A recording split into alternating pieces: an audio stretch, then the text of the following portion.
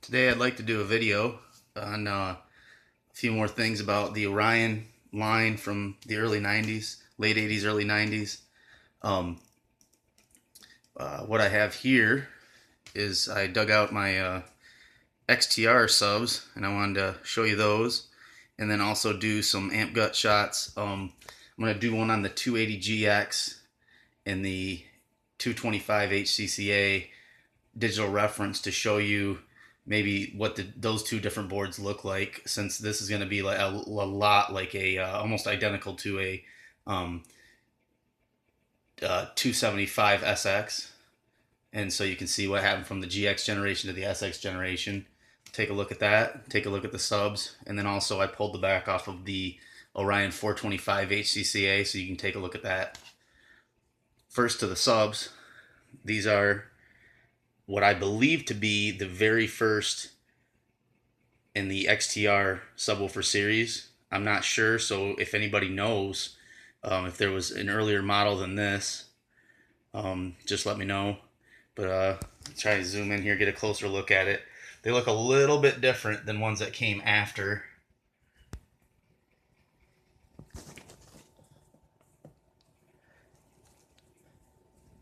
And somehow this foam surround is in pretty good condition. The compliance might be a little bit compromised. It feels a little soft, but they're not rotted in any way. I actually ran these off of a PPI 2150 amp to test them out when I bought them, and they seem to handle it pretty well. They're good sounding subs. I don't really have a good comparison. At the time I was running a lot of kicker comps, and they really don't share the same size as a kicker comp. The back of them semi-similar. I might have to pull one of these out in the near future so you can take a look at the back. It's a stamped steel basket, one lug magnet. I believe it's a vented pole, but they're really not. I don't know. They're kind of their own thing. They're good sounding subs. They're a paper pulp cone, whereas the kicker comp, all the JL audios of the time were like a plastic. I'm not sure exactly which type. The JLs, I don't know. They have a very particular sound. I mean, so do the kicker comps of the era. And these they just sound different than a paper cone. And then again, we'll show the guts of the 425. We'll save that. Let's take a look at the Orion 280GX.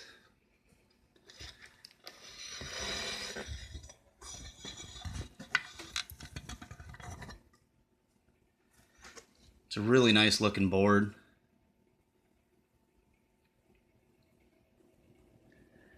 And those caps are Nishikon. Trying to see a size. It's like they're 3300 microfarad. There's two of them, and then they're 50 volt. And I can't see a temp on these. Oh, it's 85 degrees Celsius. And then here's some 35 volt, 1000 microfarad, and there's two of those. Oh no, sorry, there's unless these are the same.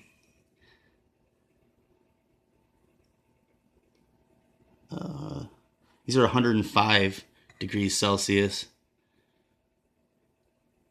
35 volt. And those are 1000 microfarads. So all six of these caps are the same. And then the smaller ones are Nishikon, 1000 microfarad, 25 volt. I'm not seeing a temp on those. Let's see. It's hard to tell, but it's a pretty small toroid in here. But it's a good looking board.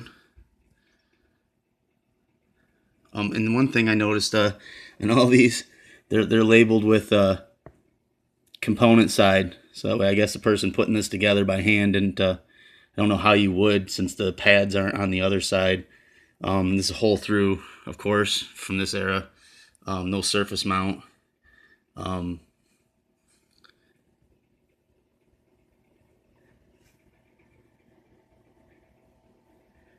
But you can see, I was talking in the other video about how the all the transistors are laid flat against the board. I think that's, to me, that'd be the way to do this.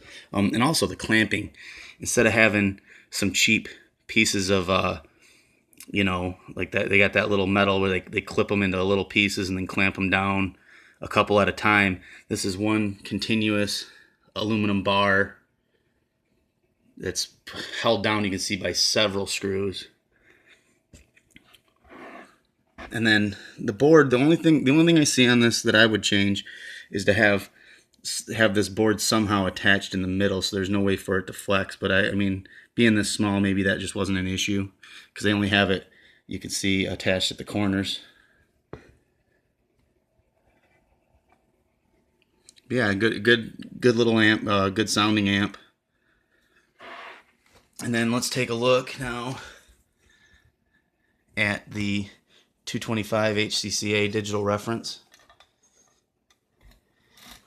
And you can see very, very similar. See if I can get a side by side of these. I mean, I would say almost identical layout. You can see there's kind of that space there in between the FETs. So, and then this one, there just isn't that space.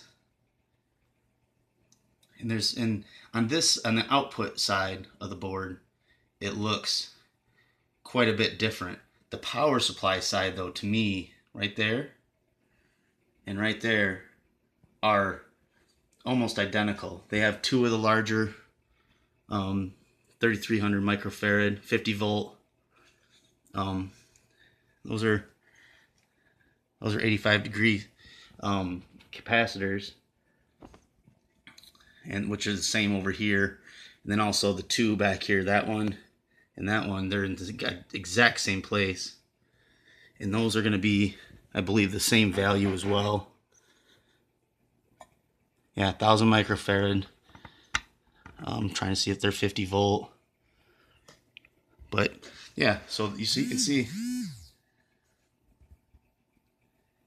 that that power supply is almost identical. It's only when you get over here into the output stage, you take a good look at that, and then you come over here, and it's set up different.